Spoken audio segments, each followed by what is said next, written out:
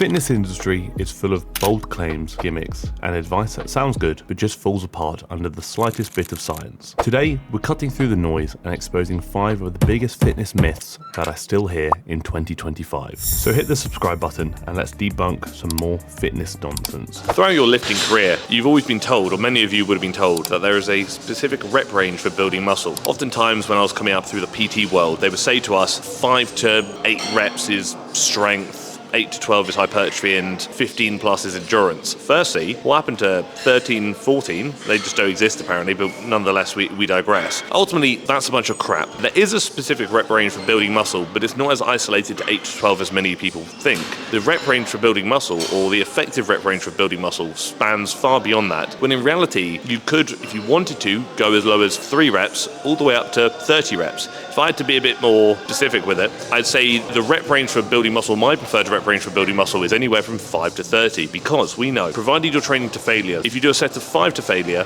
versus 30 to failure, the growth stimulus or hypertrophy stimulus you experience throughout both of those will be the same. Meaning that throughout a working set to failure, you can only get so many effective reps, and those are the reps that actually yield sufficient stimulus for growth. Whether you do 5 reps to failure or 30 reps to failure, you will still experience the same number of stimulating reps, which could indicate that that kind of effective rep range model could be 5. So there could be a maximum of, let's say, roughly 5 effective reps per set. So there you go. Why do 8? Why do 12? Why not do 5 to 30? Ultimately, what really matters is less so the rep range within reason, but more the proximity to failure. And if you only do a set of 3, you've still got 3 effective reps. That's fantastic. If you do a set of 30, you probably need to go to therapy because that's hard work. And my therapist would say, I'm running away from problems. For many years, there's been this common misconception that you should train based on your gender. For example, men and women should train differently to achieve the same result. And fundamentally, this isn't true. This was heavily implemented into the fitness industry, seemingly creating a bit of a gender divide, when in reality, the goal in which you're trying to achieve should be a larger consideration than your gender. For example, if you're looking to build muscle and maybe want to optimize hypertrophy, then your primary influence when it comes to training programming, food, etc., should largely be the goal itself, being the desire to build muscle, not whether you're a man, woman, etc. Don't get me wrong, these factors can certainly influence how you might achieve something and the direction in which you follow to achieve the end result, but they are far less influential than you might think. One can present considerations that different genders may result in differing recovery times, hormonal considerations to ponder, and many other things. But ultimately, if you wish to achieve a result of building muscle, for example, or maybe becoming a better runner, you must program with that as a primary consideration in mind, ensuring all fundamental principles required to achieve that goal are considered before then considering what influence being of a certain gender might have on that process. PCOS and thyroid issues. This is a topic that's quite controversial, but one that pops up quite a lot. Oftentimes, you'll see individuals in person, online, say to you that they may not be able to lose weight due to PCOS or thyroid issues influencing or impacting their metabolism in a manner that means they are unable to lose weight. To be blunt with you, that's not true.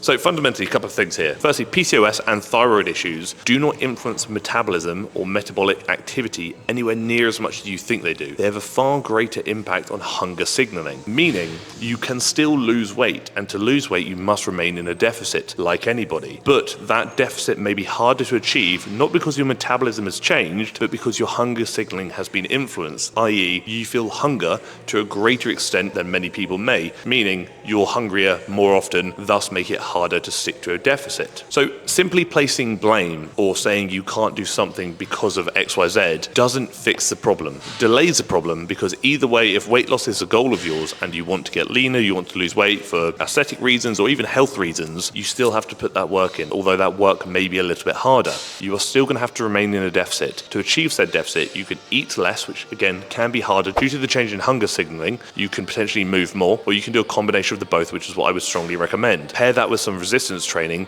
life gets a little bit easier. By no means is it going to be an easy process, absolutely not. But just because it may not be easy doesn't mean it's not simple. And again, simplicity comes from eat less, move more, do that for long enough, consistently enough, and you will lose weight. And if you're not losing weight, eat even less, move even more. While I've got your attention and you're writing an angry comment down below, before you do so, please not only click the like button, even if you didn't like the video, but also consider subscribing to the channel because it does really help me out. It does mean a lot to me and it makes YouTube think I'm worth promoting. And although you and I may know that not to be true, they don't need to know that. When you stop working out, your muscle will turn to fat. This is something we've heard for many, many years and something that, quite frankly, doesn't exist. Ultimately, the one thing to consider that really debunks this immediately is the fact that muscle cells and fat cells are two different cells entirely. Your cells are not going to be changing from one cell to another. They may shrink, they may grow, but they're not going to transform to a completely new cell. My glass of water isn't going to transform to a bar of chocolate. When you stop working out, what happens is atrophy will occur. So your muscles will get smaller due to inactivity. And in that, if you're eating the same as you may have been previously, fueling your workouts, your fat cells will increase in size. You will be gaining fat and losing muscle at the same time, which is why people often assume that they lost muscle or turned their muscle to fat when they stopped working out, when in reality, that's simply just not the case. Two things to consider to minimize both of these processes. Number one, consider how much you're eating. Ultimately, fat gain is going to be largely influenced by caloric intake versus caloric expenditure. If you want to minimize fat gain during a period of inactivity, eat less food, maybe keep up with some walking if you can. If for whatever reason you want to reduce the amount of working out but maintain your muscle mass, you could probably do a pretty good job at that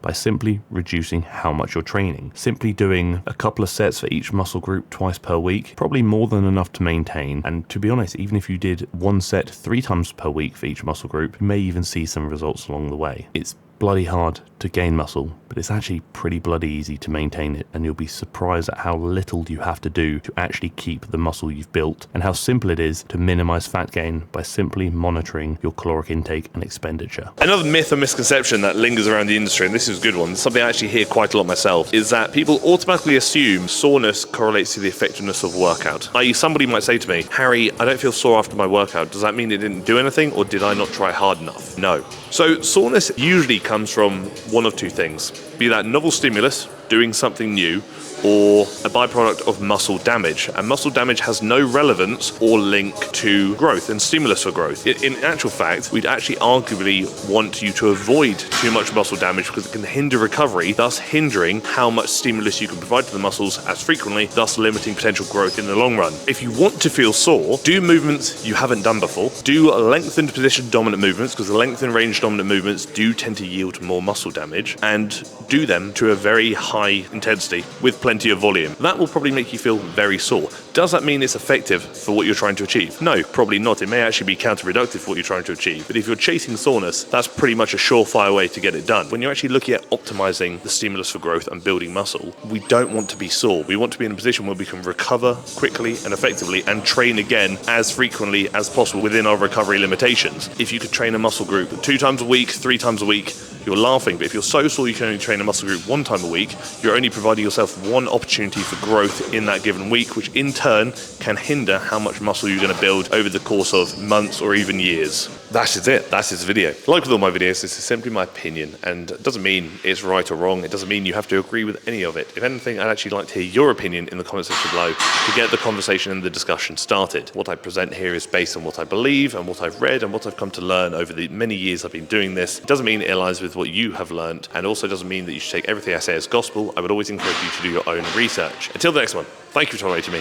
Thank you for tolerating my waffle about many myths and misconceptions, and thank you for tolerating the video. As always, the link down below in the description and also the comment section too is going to be a link to the TFNL coaching application. If you fancy working with me on a one-to-one online coaching basis, fill in the application form, which takes about 2 minutes. I'll send you an email, explain a bit more about the process. We'll hop on a free Zoom consultation call, waffle about some life, talk about some bits and bobs, and then you can decide if it's something you want to consider going forward. No pressure if not, just know that the consultation call is free and we can talk about any pets you may have because I like animals. Like, share, comment, subscribe. If you like the video, tell your friend about it. And if they like the video, tell them to tell their friends, because YouTube needs to love me.